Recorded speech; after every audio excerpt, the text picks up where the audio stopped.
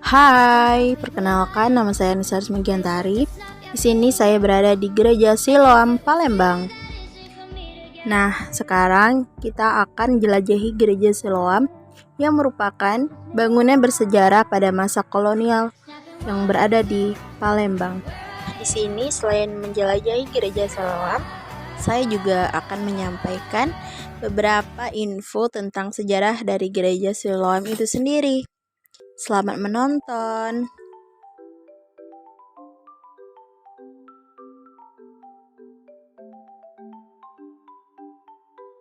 Gereja Kristen Sumatera Bagian Selatan atau GKSBS Palembang.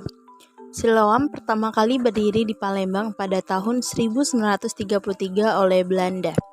Gereja Siloam ini salah satu bentuk perkembangan agama Kristen di Palembang hingga sekarang karena gereja ini masih digunakan sebagai tempat beribadah bagi agama Kristen. Gereja Siloam ini memiliki arsitektur yang dipakai oleh orang Belanda dengan jenis atap flat beton. Pada awalnya jumlah jemaat gereja itu sekitar 144 orang yang merupakan orang-orang Belanda dan Cina.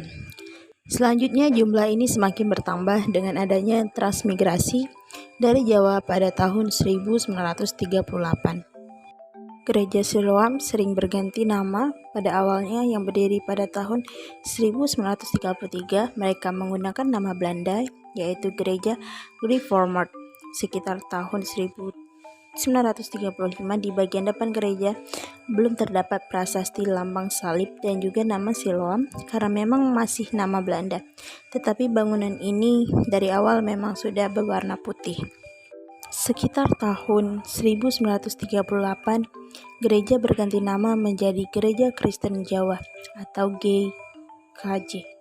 Yang di sana ada juga jemaat orang Belanda dan banyak juga para kelompok Kristen berbahasa Jawa yang bergabung sebelum tahun 1938.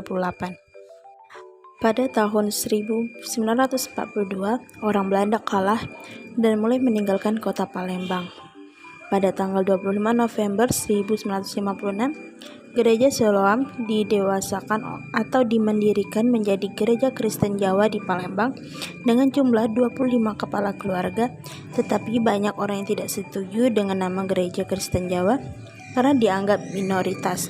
Gereja tersebut adalah orang Jawa sehingga diganti menjadi Gereja Kristen Palembang dengan menghilangkan nama Jawa di gerejanya. Nah, ini bagian dalamnya Gereja Siloam Palembang.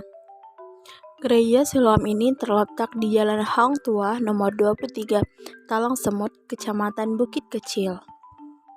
Gereja Siloam ini merupakan peranan penting dalam pengembangan agama Kristen pada tahun 1933 di kota Palembang. Gereja ini juga memberi eksistensi bagi agama Kristen karena gereja pertama yang ada di Palembang dan makin lama gereja ini makin diakui dan juga makin berkembang di masyarakat Palembang. Nah, ini adalah perbandingan Gereja Siloam pada masa dulu dan masa sekarang. Dilihat dari gambar masa dulu, Gereja Siloam ini belum ada tanda salib dan tulisan Siloamnya. Ini adalah bangunan depan Gereja Siloam pada masa sekarang. Nah, ini adalah keadaan di dalam gerejanya, tempat untuk melakukan peribadatan. Alhamdulillah, di sini saya diizinkan masuk oleh penjaga gerejanya. Saya melihat dengan sedikit demi sedikit ornamen-ornamen yang dibangun pada masa Belanda yang sampai sekarang belum ada perubahan daripada masa pertama kali berdirinya gereja tersebut. Dalam perkembangannya, Gereja Siloam ini dibagi dalam beberapa tahapan. Yang pertama, tahapan persiapan pada tahun 1951 sampai 1962. Yang kedua, tahap pengembangan dan pendewasaan pada tahun 1956 sampai 1962. Dan ketiga, tahap pemantapan dan pendewasaan gereja penuh pada tahun 1962 sampai 1974. Yang keempat, tahap pemenuhan panggilan atau take off pada tahun 1974. Pendeta yang pertama kali di gereja Siloam itu bernama DSJS Harjowasito yang diangkat menjadi pendeta utusan dari Pematang Siantar untuk gereja Siloam.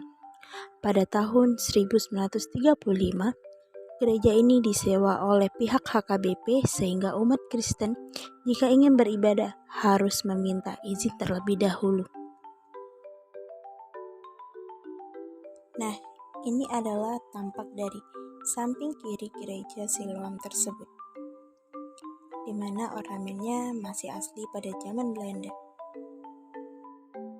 Nah, pada kesempatan ini kemarin saya diajak buat keliling gereja tersebut dari mulai luar dan dalamnya. Nah, ini adalah tampak kanan dari gereja Siloam tersebut. Ini juga adalah sebagian dari sebelah kanannya gereja Siloam tersebut. Baiklah, sekian dari penjelasan video ini, semoga bermanfaat. Terima kasih.